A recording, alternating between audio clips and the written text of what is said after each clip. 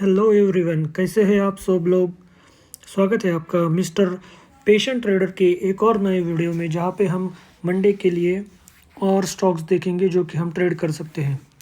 तो पहला स्टॉक है मेरी लिस्ट में महिंद्रा एंड महिंद्रा फाइनेंस। इसको हम अपने पुराने ही स्टाइल में देखेंगे कि जैसे पहले हम वीकली एनालिसिस, फिर डेली और फिर 15 मिनट के टाइम फ्रेम में देखेंगे। तो वीकली एनालिसिस में अगर हम महिंद्रा एंड महिंद्रा फाइनेंस को देखेंगे तो बड़े टाइम फ्रेम में देखेंगे तो इसने एक बहुत ही बड़ा डब्ल्यू बनाया, जिसका नेक लाइन था करीबन 206.35, जिसके ऊपर ये क्लोजिंग दे चुका है ऑलरेडी वीकली का। और वीकली टाइम फ्रेम में 20 EMA से सपोर्ट लेके बहुत ही बड़ा एक बुलिश कैंडल बनाया है, जिसने कि लास्ट के 2 वीक को एंगल्फ कर लिया है। और इसका इमीडिएट टारगेट अगर हम वीकली एनालिसिस में देखेंगे तो इसका इमीडिएट टारगेट हो जाएगा 212.50, जो कि मैं यहाँ पे एक हॉरिजॉन्टल लाइन से मार्क कर देता हूँ, 212.50। ठीक है, कहीं पे भी अगर आप ट्रेड करना चाहोगे वीकली बेसिस पे या स्विंग ट्रेड पे, तो 207 के ऊपर आप ट्रेड ले सकते हो। 220 के एटलीस्ट आपके टारगेट होने चाहिए। अगर हम डेली टाइम फ्रेम में महिंद्रा एंड महिंद्रा फाइनेंस को देखेंगे तो यहाँ पे भी एक डब्ल्यू पैटर्न दिख रहा है, जिसने 100 EMA से एक सपोर्ट लिया है और जिसकी नेक लाइन थी 203 के आसपास उसकी नेक लाइन थी, जो कि उसने ब्रेकआउट दिया है और वॉल्यूम के साथ ब्रेकआउट दिया है। वॉल्यूम भी सपोर्ट कर रहा है महिंद्रा एंड महिंद्रा फाइनेंस को, और डेली टाइम फ्रेम में भी बहुत ही बड़ी एक बुलिश कैंडल है। अगर हम 15 मिनट के टाइम फ्रेम में अगर देखेंगे, जिसमें हम स्टॉप लॉस लगाएंगे 15 मिनट के टाइम फ्रेम में, तो स्टॉप लॉस लगभग होगा ये जो लटकती हुई कैंडल है उसका लो, जो कि है 205, और इसका हाई 207। मतलब 207 के ऊपर जब भी ये महिंद्रा एंड महिंद्रा फाइनेंस का स्टॉक कल अगर ट्रेड करने लगे तो हम इसको 212 के टारगेट के लिए ले सकते हैं विथ स्टॉप लॉस ऑफ 205। अगर आप ऑप्शन में ट्रेडिंग करते हैं तो ये stock be cautious with this stock, because इसका लॉट साइज़ बहुत बड़ा है। अगर मतलब प्रॉफिट भी मिलेगा तो बहुत ज़्यादा मिलेगा, और लॉस भी होगा तो थोड़ा ज़्यादा हो सकता है, तो बी कॉशियस विद दिस। तो चलो दोस्तों, अब हम देखेंगे अपना अगला स्टॉक, जो कि है अलग सेक्टर से, FMCG का हो या फिर हॉस्पिटैलिटी सेक्टर से का हो, जिसका नाम है इंडियन होटल्स। इंडियन होटल्स को भी अगर आप वीकली टाइम फ्रेम में देखेंगे तो स्टॉक ने एक बहुत अच्छा ब्रेकआउट दिया 270 के ऊपर, जिसके बाद में स्टॉक ने होल्ड किया 2 वीक, और फिर से एक बार स्टॉक ने एक बहुत ही अच्छी बुलिश कैंडल बनाई, जिसने पिछले 2-3 वीक के पूरे कैंडल्स को एंगल्फ कर लिया और हायर क्लोजिंग दी है 280 के ऊपर।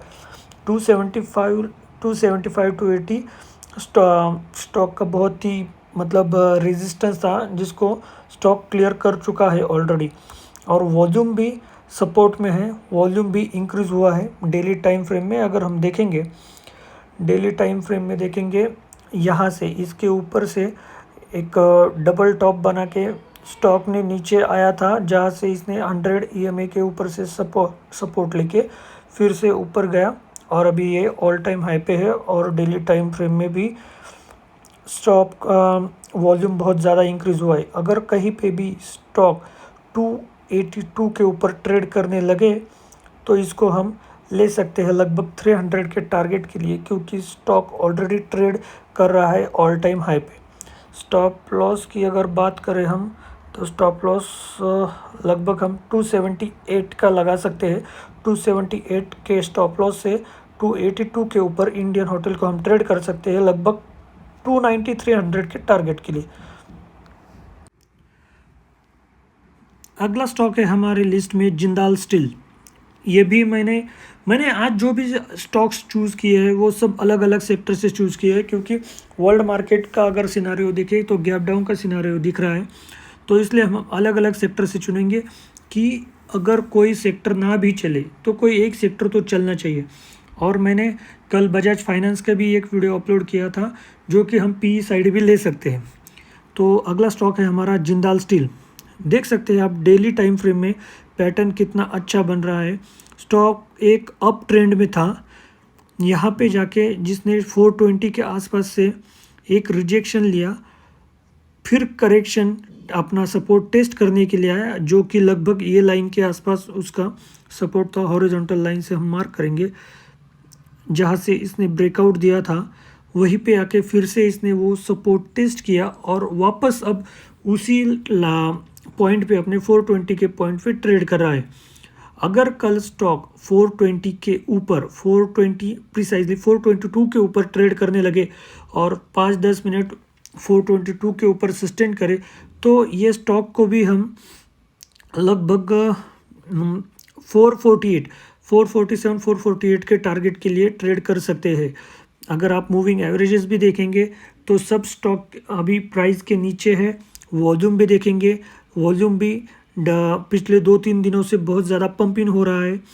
और मूविंग एवरेजेस में भी 20 EMA 100 EMA को ऑलरेडी क्रॉस कर चुका है, 50 EMA को क्रॉस कर चुका है। 100 EMA को भी अगर कल 422 के ऊपर सस्टेन करे स्टॉक तो क्रॉस कर ही देगा। लेकिन यहाँ पे आपको एक मतलब केयरफुल रहना पड़ेगा कि अगर स्टॉक गलती से गैप डाउन खुल जाए तो इसको ट्रेड नहीं करना है, क्योंकि ये फिर डबल टॉप बन जाएगा और फिर ये यम पैटर्न बनाने के लिए फिर से नीचे आ सकता है। तो 422 के ऊपर इसको सस्टेन करना बहुत ही ज़्यादा ज़रूरी है।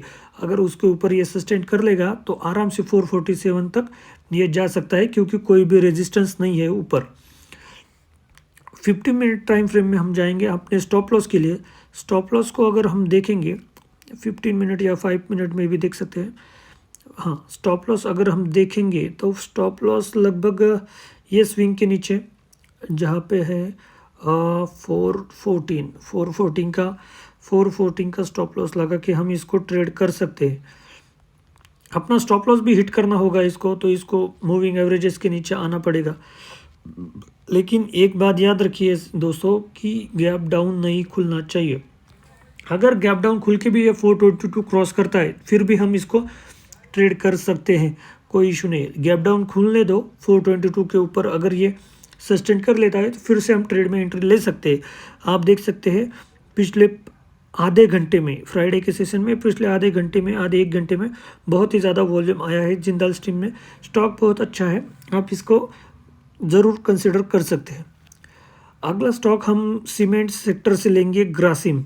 ग्रासिम को अगर हम वीकली कैंडल में देखेंगे तो एक ट्रेंड लाइन आ रहा था ऊपर से, जिस ट्रेंड लाइन को वीकली टाइम फ्रेम में ये स्टॉक ने ऑलरेडी ब्रेक कर चुका है।